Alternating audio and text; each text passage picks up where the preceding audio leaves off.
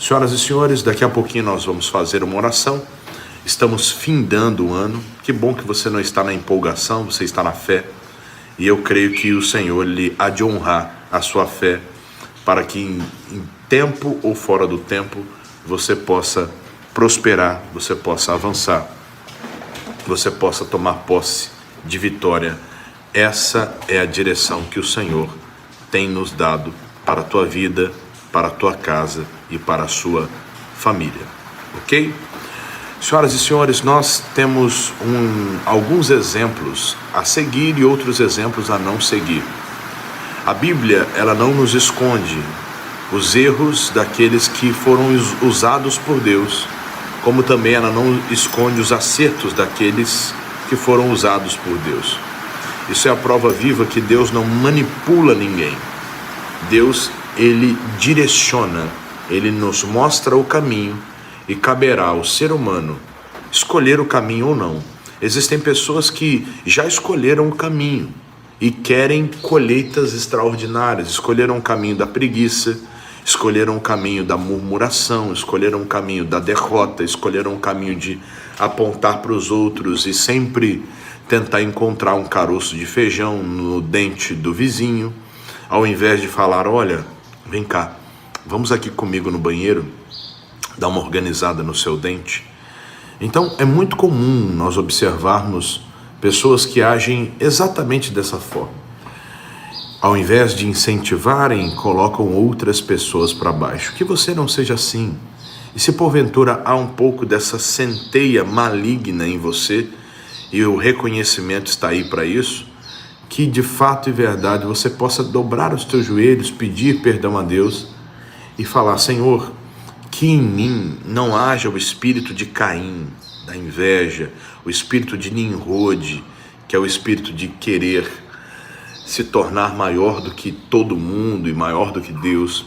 Que não haja em mim o espírito de Marta, que fica apontando para as pessoas e dizendo, olha, fulano é isso, fulano é aquilo, mas eu estou aqui trabalhando.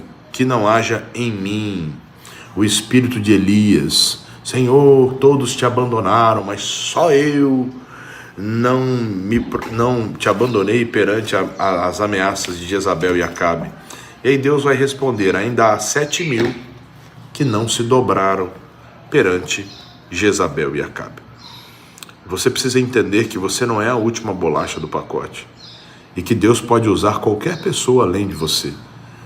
A grande verdade é que é um grande privilégio sermos usados e ministrados por esse Deus, e a minha oração é que ele cresça a cada dia e que nós venhamos diminuir, tá bom? Certinho? Bom, senhoras e senhores, nós temos muito a tratar e eu falei sobre erros e defeitos, acertos, prudência, sobre entender o que Deus tem e de fato ir sobre o cuidado da palavra de Deus. Mas infelizmente, sabe aquele negócio das pessoas que dizem assim, eu quero pagar para ver, e acaba vendo, mas acaba vendo o que não deve. Se você tem uma Bíblia, eu quero te ajudar, eu quero abençoar você para que você desenvolva ainda mais e cresça em todos os aspectos. Tem uma Bíblia, abre em Juízes, capítulo de número 14. O texto fala sobre um homem chamado Sansão. Sansão, por sua vez, ele, ao invés de obedecer os seus pais e prosperar, ele deixou ser vencido pela sua própria concupiscência, a vontade da carne. E Sansão pagou um alto preço. A Bíblia diz assim, desceu Sansão a Timná, e vendo em Timná a uma mulher das filhas dos filisteus, subiu e declarou ao seu pai e à sua mãe e disse, vi uma mulher em Timná das filhas dos filisteus, agora pois tomai-me-a por mulher. Porém seu pai e sua mãe lhe disseram, não há porventura mulher entre as filhas de teus irmãos, nem entre todo o meu povo, para que tu vás tomar mulher dos filisteus, daqueles incircuncisos? E disse Sansão ao seu pai, tomai-me esta, porque ela agrada aos meus olhos. A decisão de Sansão em escolher uma mulher filisteia É a prova viva de que muitas pessoas não sabem de fato e verdade respeitar o tempo de Deus ou a direção de Deus e, consecutivamente, colocam os pés pelas mãos. São afobadas, são histéricas, são até mesmo vaidosas, porque escolhem por causa das suas próprias vontades e não por causa da direção de Deus, de fato e verdade. Isso se dá porque muitas pessoas são levadas pelos seus próprios interesses. E a Bíblia diz que aquele que busca os seus próprios interesses, ele se separa, ele se afasta, ele se sente meio que a última Coca-Cola do deserto. Sansão assim estava, porque ele era um homem forte, era alguém que havia um voto, havia sobre a vida dele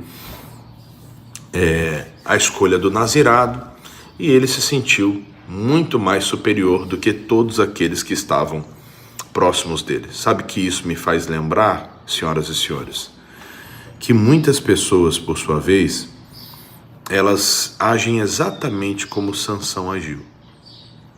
Elas são escolhidas, são movidas pelo que veem, pelo que sentem, pelo que ouvem.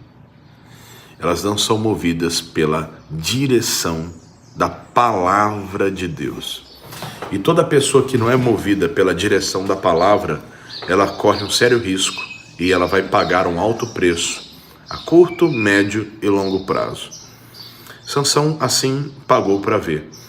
O pai e a mãe de Sansão, eles disseram a Sansão: Sansão, meu amigão, o seguinte, existem tantas mulheres do nosso povo, por que você quer uma mulher filisteia? Ele disse: porque ela me agrada aos meus olhos.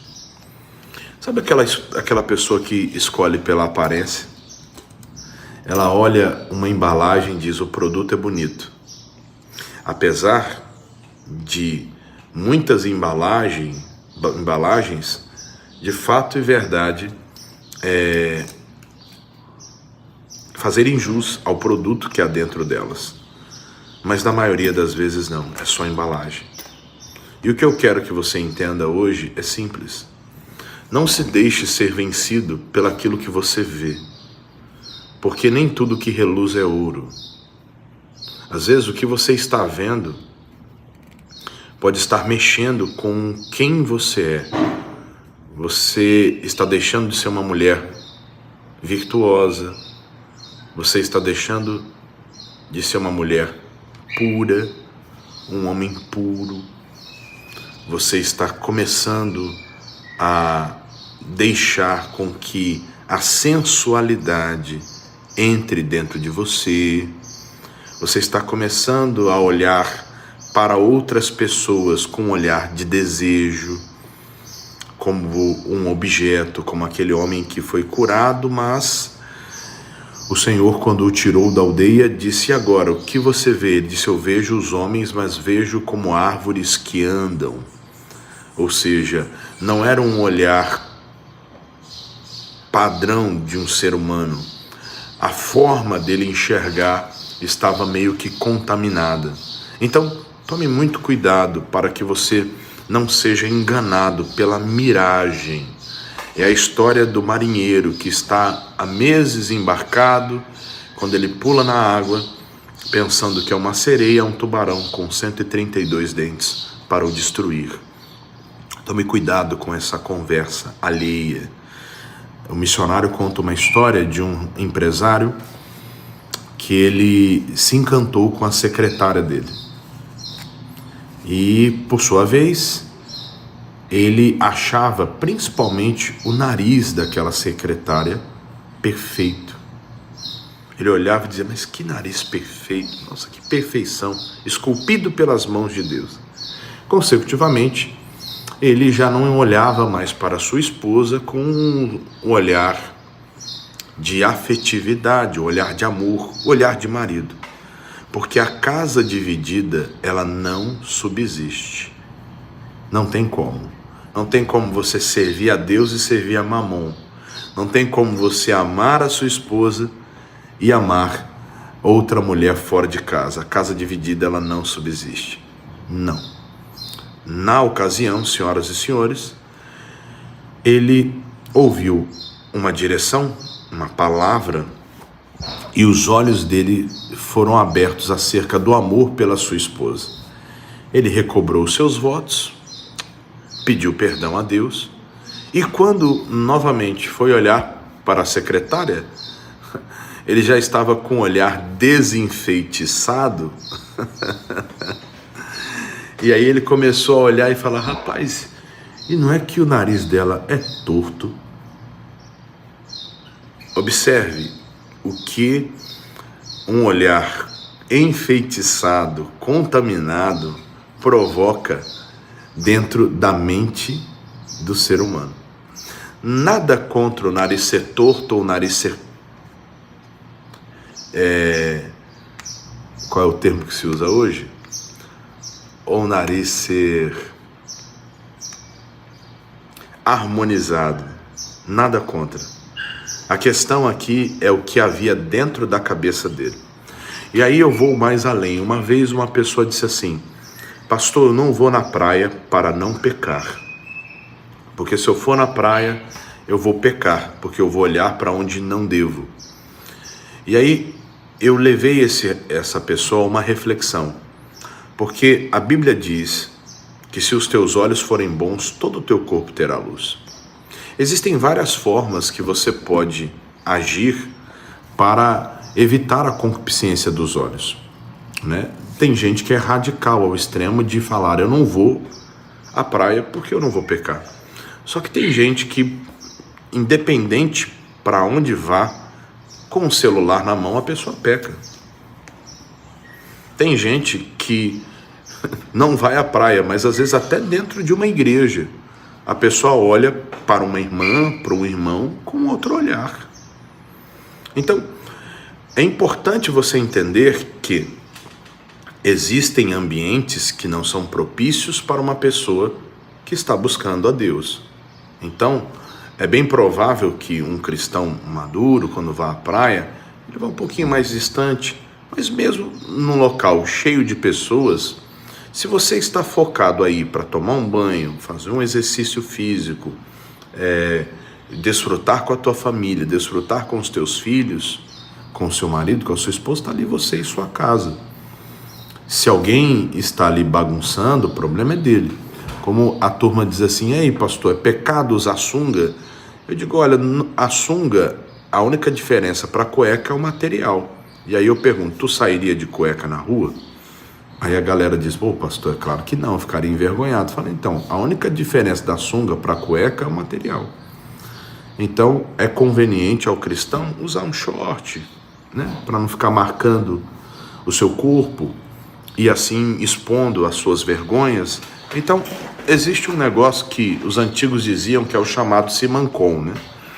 Então é muito importante, o cristão ele deve entender que tudo foi criado por Deus. O mar, o céu, as ondas, os campos, os bosques, os rios, os vales, tudo foi criado por Deus.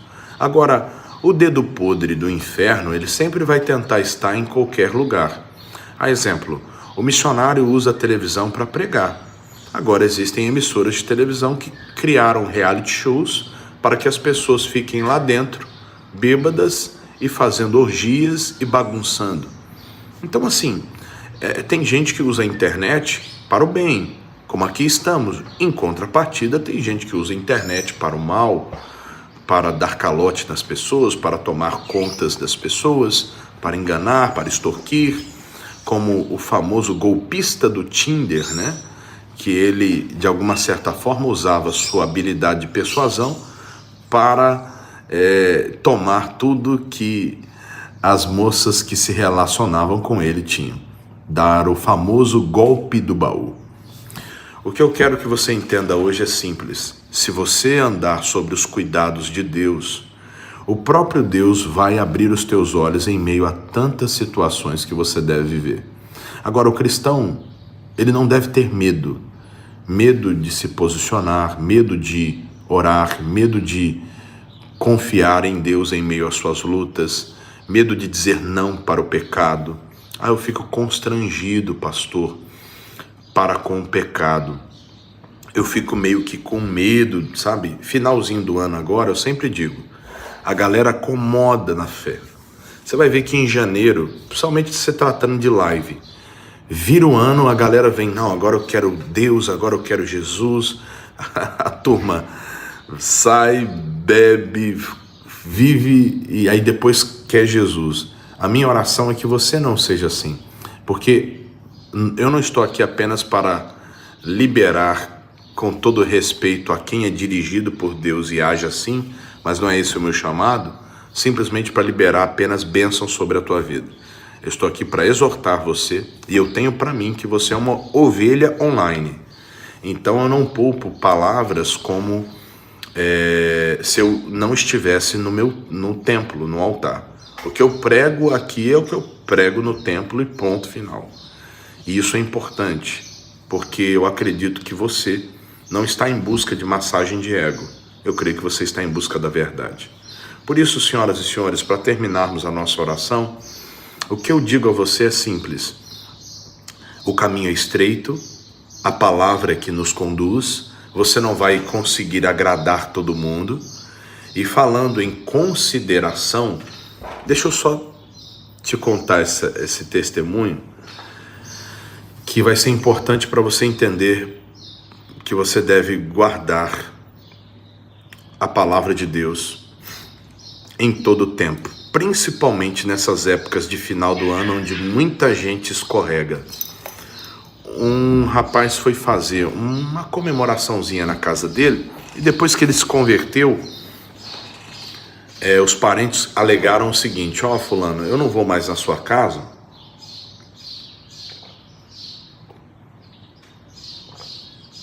porque na sua casa não tem bebida. E eu gosto de tomar um negocinho, então nas festas da sua casa eu não vou. E aí esse rapaz disse assim: pastor, depois que eu me converti eu parei de beber bebida alcoólica e graças a Deus estou firme, o senhor está vendo aí. Mas eu gosto muito de uns parentes meus, sabe? A gente era muito ligado antes de eu me converter, a gente meio que deu uma afastada. E eles vão estar na minha casa e nós vamos botar, eu não bebo, né? Mas vou botar um negocinho para eles tomarem. E aí, o que o senhor acha? O pastor falou para ele: olha, a decisão é sua. Eu não posso decidir por você. Mas vamos falar de consideração. Você considera esses seus parentes? Nossa, e como, pastor? Você considera a ponto de fazer o que você não quer para que eles venham na sua casa, na sua comemoração? Ele disse: olha, pastor, pelo tanto que eu amo eles e considero eles, eu faria isso por eles, sim.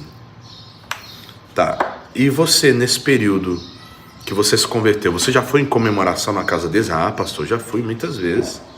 Sempre que sou chamado, vou, apesar de estarmos um pouco distantes, mas eu vou lá na casa deles. Mas na minha casa eles não vêm, é interessante.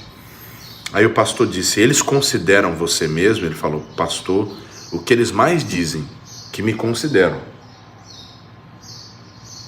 Então, por considerarem você e saber que você não bebe, com certeza quando você vai à casa deles, eles retiram a bebida, por consideração a você, porque você disse que estava disposto pela consideração para com eles em colocar bebida para que eles venham.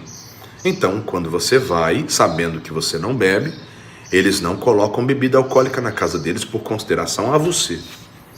Ele parou assim e falou: pastor,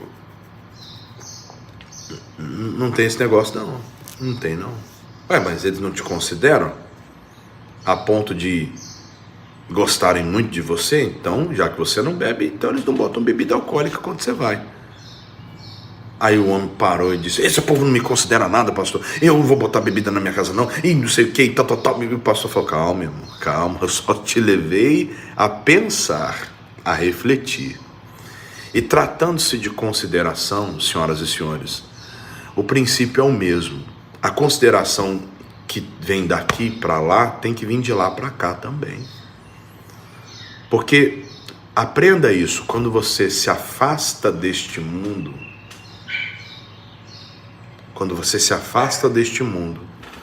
você começa a incomodar quem está neste mundo. Se você for num final de ano, numa comemoração, confraternização, Natal, Ano Novo, na casa de um parente, e só você não bebe, isso vai soar como estranho. E todo mundo, ou boa parte das pessoas, vai querer te oferecer bebida, principalmente se você está no início da tua conversão. Depois que você já é consolidado na fé, isso passa. Eles mesmos já dizem, fulano não bebe, e respeita, e quando tem um problema, fulano é quem ora. Então aproveite o ensejo do final do ano e pregue para os seus familiares. É Natal, é família, traga uma mensagem de Deus para a sua família. Traga uma mensagem de fé para a sua casa, para o seu lar. Pregue Jesus. 5, 10 minutos antes de servir a ceia na sua casa, faça uma oração. Pegue um texto, que na minha rede social tem conteúdo para o ano todo. Pegue um texto lá que a gente pregou, tanto no Instagram, TikTok, no YouTube, aonde você quiser. E aí vá para a compilação dessa mensagem. Bom, gente, por hoje nós terminamos por aqui. Pai querido, Deus amado, Pai tremendo, Deus de amor. Pedimos a Ti, ó Pai, a unção do Senhor sobre nossas vidas, sobre nossas casas, sobre nossas famílias. Pedimos a Ti a unção que enriquece e que não acrescenta dores, sobre os corações, sobre o lar, sobre cada uma destas pessoas que de fato e verdade estão orando e clamando aos céus conosco. Católicas, evangélicas, espíritas, que possuem ou não religião. Senhor, nós queremos, ó Pai, trabalhar e orar na seara e na vinha do Senhor. A ponto, ó Pai, de que nada venha nos barrar. Porque, ó Pai, mais vale um dia nos teus átrios do que 1000 em qualquer outro lugar. Senhor, eu creio, ó Pai, que o teu Espírito, de fato e verdade, está tomando conta de cada coração. E eu creio, ó Pai, que mais vale um dia nos teus atos do que 1000 em qualquer outro. Que haja luz, que haja diferença, que haja restauração sobre a vida de cada pessoa que ora comigo agora. Meu Pai, que todos os demônios enviados do inferno para tentarem oprimir, prender, para tentar interferir nas escolhas sábias desta pessoa, que caiam por terra. E que em nome do Senhor Jesus haja de fato e verdade plena manifestação do Espírito de Deus sobre a vida de cada um deles. Eu os abençoo com todas as bênçãos espirituais nos lugares celestiais. Agora, ó Pai, eu oro por quem está enfermo, doente, por quem é vítima, meu Pai, de um problema sério de saúde. Vítima porque essa pessoa nem esperava e, quando menos, ela foi tomada por uma doença. A doença praticamente chegou rendendo, ó Pai. E essa pessoa está totalmente entregue ao problema. Eu digo, espírito de enfermidade, de dor, vá embora, suma, desapareça, bata em retirada, em nome de Jesus. E Pai, eu abençoo a vida, a família, a casa, o lar de cada uma destas pessoas que oram comigo agora. Evangélicas, católicas, espíritas, meu Pai, algumas estão internadas, desenganadas nos hospitais, presídios, nos rincões deste Brasil, que o teu Espírito alcance cada uma delas. Eu te abençoo, meu irmão, eu te abençoo, minha irmã, para a honra e glória do Senhor Jesus. E Pai, pelas feridas do Senhor, que ela seja curada, que ele seja curado, que ela seja liberta, que ele seja liberto. Em nome de Jesus, se você crê, digite abaixo. Amém. Amém e amém também. Que Deus te abençoe, que a paz e a graça do nosso Senhor e Salvador Jesus Cristo, ela se manifeste de forma abundante sobre a vida de cada um de vocês. Este é o desejo pleno do meu coração sobre a sua vida, sobre a sua casa e sobre a sua família. e confie no Senhor de todo o teu coração e não te estribes no teu próprio entendimento. Que a paz que excede todo entendimento esteja sobre vocês, que o Espírito de Deus prevaleça e que a cada dia o Senhor cresça e que a palavra de Deus seja o centro das vossas vidas. Tá bom? Senhoras e senhores, nós vamos ficando por aqui. Lembrando que se você ainda não semeou no Projeto Neemias, semeie. Semeie com alegria. doacões@iigd.com.br. Não se esqueça de enviar o comprovante para o DDD 79 3214 4266. Sem o envio do comprovante, a doação não é contabilizada para a IIGD Sergipe. Um beijo no coração de todos. Deus abençoe, paz e graça. Tchau, tchau.